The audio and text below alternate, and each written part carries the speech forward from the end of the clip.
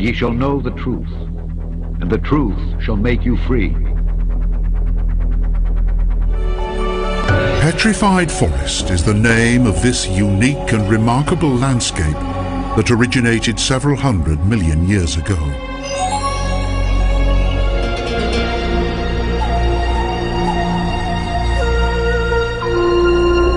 Stone is the most prevalent feature in this impressive national park that is located in the state of Arizona. The park lies south of a reservation that accommodates Navajo Indians.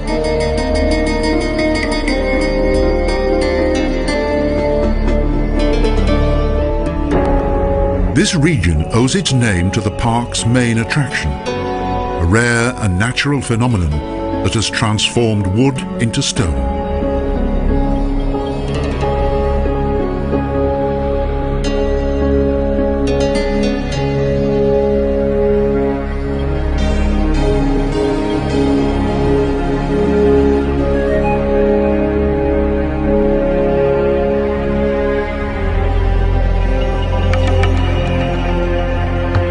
These long rocks are reminiscent of fallen trees.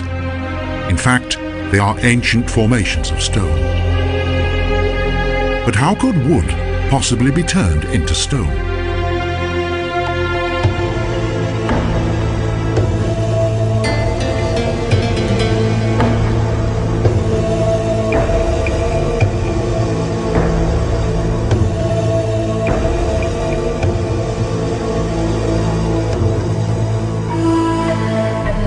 Long ago, this landscape was covered by a dense forest.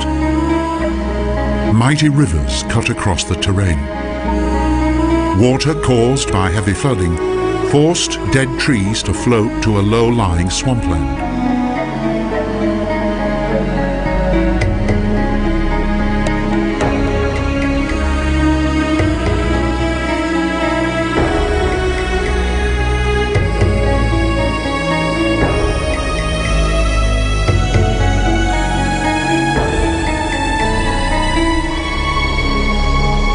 In the deep quagmire of the swamp, and having in effect been hermetically sealed, the trees were subsequently covered by layers of sediment. Thus, their further decomposition was halted.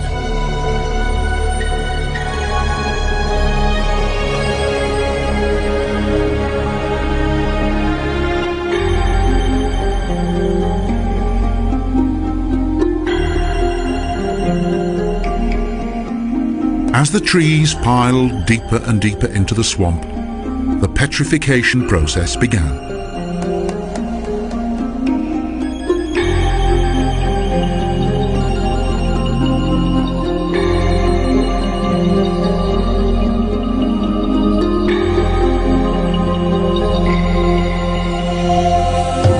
Mud, sand, and volcanic ash settled above the trees that gradually absorbed minerals from the surrounding moisture.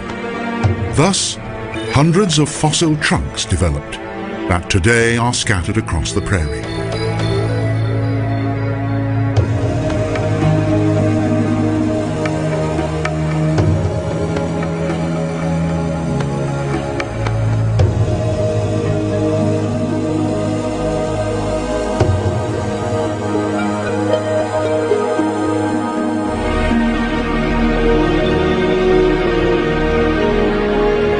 The large percentage of silicon in the groundwater delayed the natural decaying process and at the same time created the amazing transformation of the trees.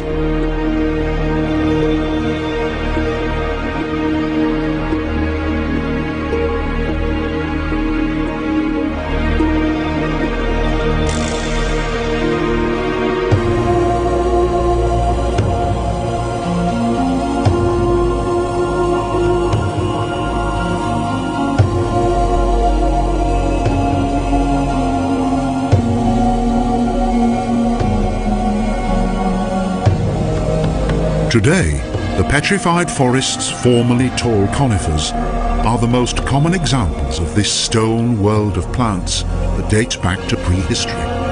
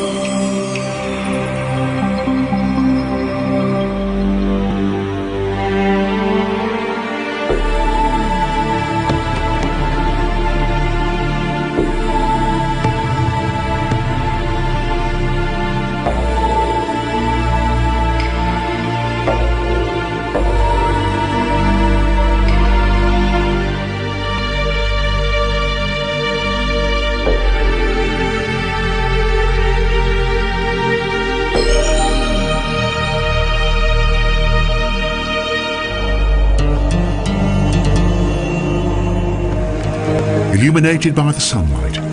The petrified tree trunks and their glossy red appearance have always been the subject of fantasy and imagination.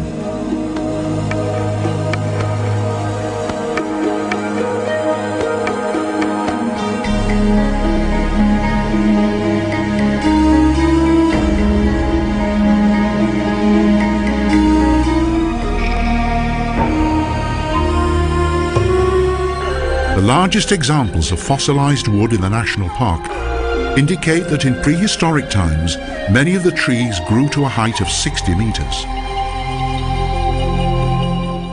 Good evening, everyone. Now, as you can see, in the right situation, wood can be turned into stone. And the narrative that you just listened to is how the giant tree stumps from the Bible were turned to stone. When God flooded the earth, it petrified those stumps, and they took in minerals and they turned into crystal, petrified, just like you've seen the trees do in the video that you just watched. So now that you understand how the stumps turned to stone, let's talk about where did the trees go that were cut down? Because those giant trees had to go somewhere, right? Well, as you can remember, in the video, the man said the trees floated into an area, a low bed area, and rested there and did not decompose right. They were still soaked in water and taking in minerals. They turned to stone. Well, all the mountain ridges that you've seen in your life that you think are mountains, those aren't mountains at all. That's why they're in straight line ridges, because those are the trees that floated off and settled wherever they settled at, like the Rocky Mountains. It's not really the Rocky Mountains, it's just some of the big trees that settled there.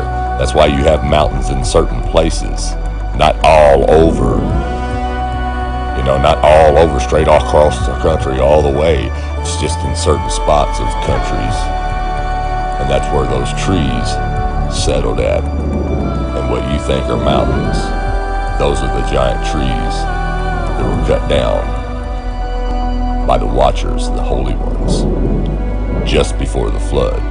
Just before the flood, they were cut down, and that's why they drifted off from the stumps that you see today. That's why you don't see the tree laying beside the stump, because they floated away and settled as the oceans receded.